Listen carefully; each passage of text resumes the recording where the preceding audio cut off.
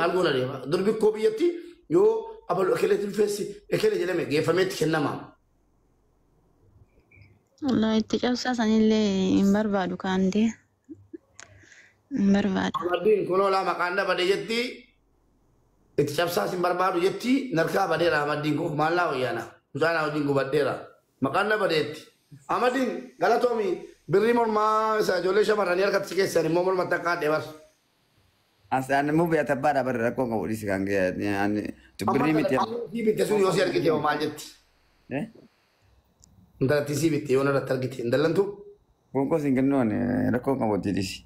Kennaan namatti hin kennamu hangiddiin sirraa baafadhe. Rakkoo qabu sin jaalladha baran. Warqii kana namni haa bitee naananii alaabaa baafatiin.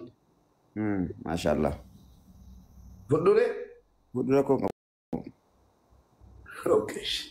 Jaalladha baran. Birrii mataa namaa ni qabdu. Duniyaan farfitee sagamaati jaalala namatti ol jaalalaan warra. Sadarkaa kanaa miti makiinaa deemtu bitee hin kennitu qabeenya qabaadhe makiinaa deemtu.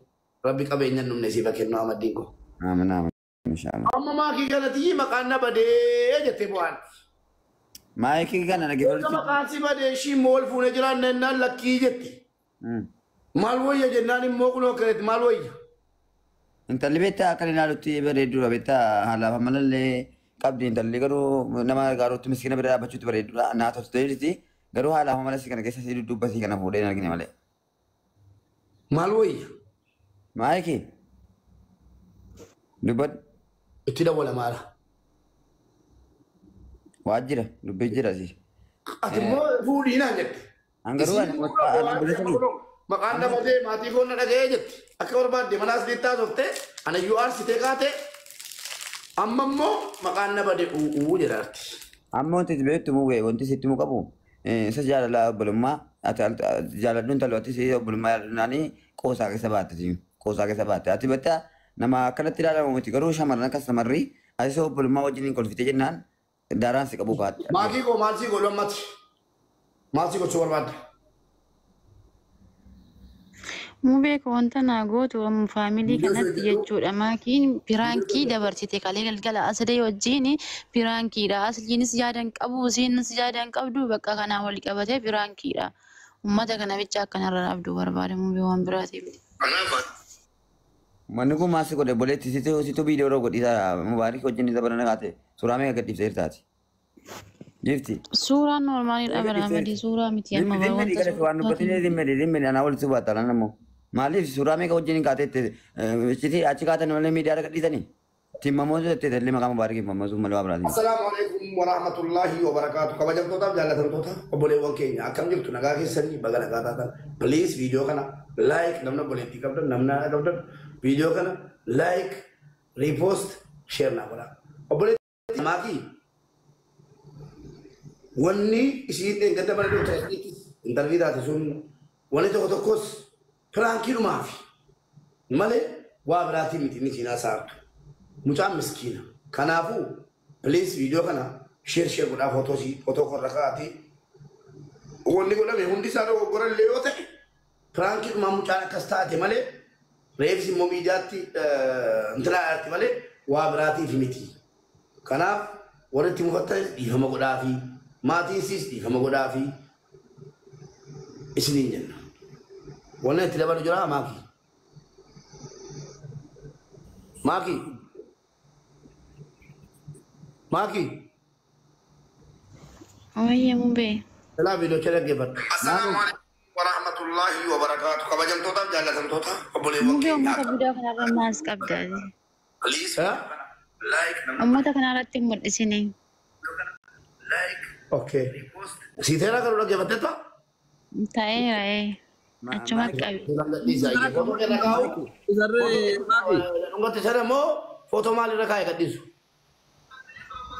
Laa footoo irra hin kaa'in. Duwwaadhuma gadhiisu? Footoo irra kaa'uu dhiisu? Laa hin beekan maakii shaawaa jettee amma addunyaan na beettee hin beekanii dhiise. Okay, maqaa kee shaawarii godhu maqaa kee irratti barreessu? Okay barreessa. Meeshiin godhu?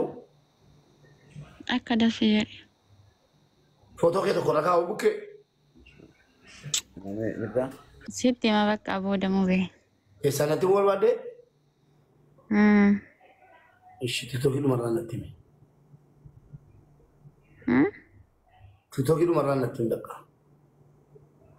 Okay. Garuu ati bakka manni si maraacha intalaan jedhin ishi bakka maal abbaa koosii godhe ishi. Arana kana booda bakka ani sijjammar laayivii kiyyallee seenu kan keelleen dhufu bakka zim jedhee hindi beeti madaamiti yaadhi qasijjammar. Uummata kan wajjin Maal jechuudha kun anaafsi nagee jira bakka. guyyaa xumuraata jechuudha. Guyyaa xumuraati waliin agarru kana booda mu'e. Bayyee Maarqos. Boo'inii dhiisi. Wantuma rabbiitiin. Waan rabbi fidee maal godhan.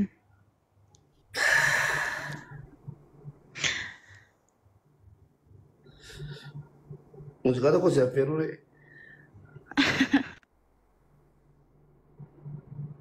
Uummanni hin gubata uummata irraan feertaa dhiise. Ahmaddiin akkamitti? Alhamdulillah maayikii. Ooyyee. Kan isin jedhu obboleettii takkaama wayinoo si wajjin taa'ee sin beeku. Dhagooti maasii obbolummaa si suuraa wajjin ka'ee deebitee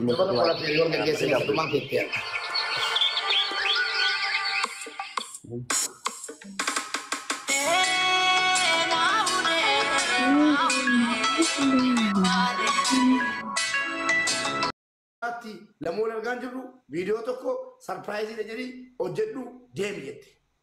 Bakka viidiyoo jedheeraaf. Faamilii keetii barmuu beekaa asirra nagalchaa jiru. Faamiliin kan kee kun dhugaa rabbii. Faamiliin koo wallaahi billaahi faamilii donqooroo miti. Itti meeraan uummata koo kun dubartiidha. Faamiliin koo irra caalaan parsantii 90 dubartoota. Parsantii 10 immoo dhiira. Parsantii 90 kanaanii nana marsiisan barsa. Faamiliin kun waan jedhu itti quufu. Mucaan kun dubartiidha. Dogoggoraan dhuftee nan hubatteetti. Dhiifama godhaafi hin arrabsinaa hojiin hin oolinaa isheenan situ haasaa keessa oolee jennaan aaraa jiru malee sigalee takka akkareetta malee faamilii koo warri dhiiraa sunis wallaahi na dhaga'u rabbii koo tan kakadha warri nan nageenya biloo keessa yeroo giiftii koo. Faamilii koo faamilii naa ajajamu malee faamilii doqnaa yookiin immoo faamilii birrii kennaa innaan birrii kennu manni.